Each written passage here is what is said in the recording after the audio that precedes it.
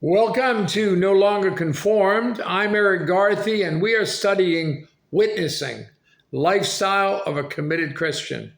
In this session, we'll be looking at Psalm 126, verses 5 and 6. Pray for your field. Passion is a strong liking, devotion to some activity, object, or concept. What about a passion for soul winning? A deep concern for my family, my friends, my coworkers, my fellow students, or for anyone on their way to hell? Look at our text in Psalm 126, verses 5 and 6. Those who sow in tears shall reap in joy. He who continually goes forth weeping, bearing seed for sowing, shall doubtless come again with rejoicing, bringing his sheaves with him. The key words there are tears and weeping, concern for the lost, those without Christ. Let's consider what this passage says about soul winning. First, there's a price to be paid. The first part of verse 5, those who sow in tears. What if the response to invitations was in direct proportion to the tears shed over the worship service and the sermon and over lost people we know? Have you ever witnessed and wondered why no response? Winning souls must be preceded by weeping. When was the last time you shed tears for a lost person? Second, there is a place to pay the price. Sowing in tears is from a heart that's broken in prayer for others. There is a battle. Prayer is hard work. Satan fights a praying saint.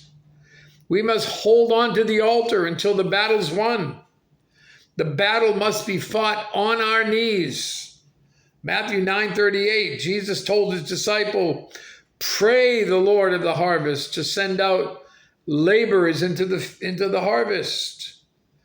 The harvest is ripe. The laborers must be prepared. There is a burden. Exodus 32:32. Yet now, if you will forgive their sin, but if not, I pray, blot me out of your book, which you've written. Moses was so burdened that he was willing to exchange places to see them saved. Romans 9:3, for I could wish that I myself were accursed from Christ for my brethren, my countrymen according to the flesh. Paul was so concerned for the lost that he was willing to give his own life that others may be saved. There's brokenness if we engage in spiritual battle on our knees with our hearts burdened for others. God then brings genuine brokenness in our lives for him and for others.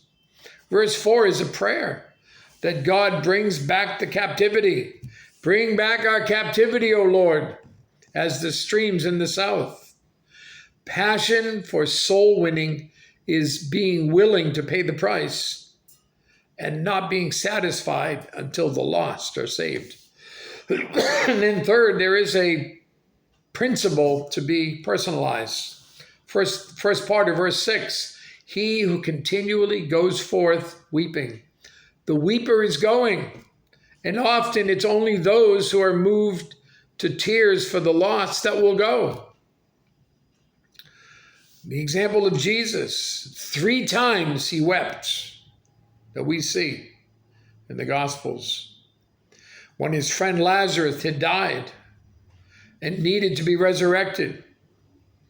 In John 11:35, it simply records, Jesus wept. When he considered how his own nation had rejected him, in Matthew 23 and verse 37, oh, Jerusalem, Jerusalem, the one who kills the prophets and stones those who were sent to her. How often I wanted to gather your children together as a hen gathers her chicks under her wings, but you were not willing. Even though God had given the Jews the scriptures with all the prophecies, when he came, they rejected him. When he prayed for a world that rejected him in the Garden of Gethsemane, a passion for soul winning takes a lost world on the heart and carries them to the Lord. Luke chapter 16, verse 19 down to verse 28. There was a certain rich man who was clothed in purple and fine linen and fared sumptuously every day.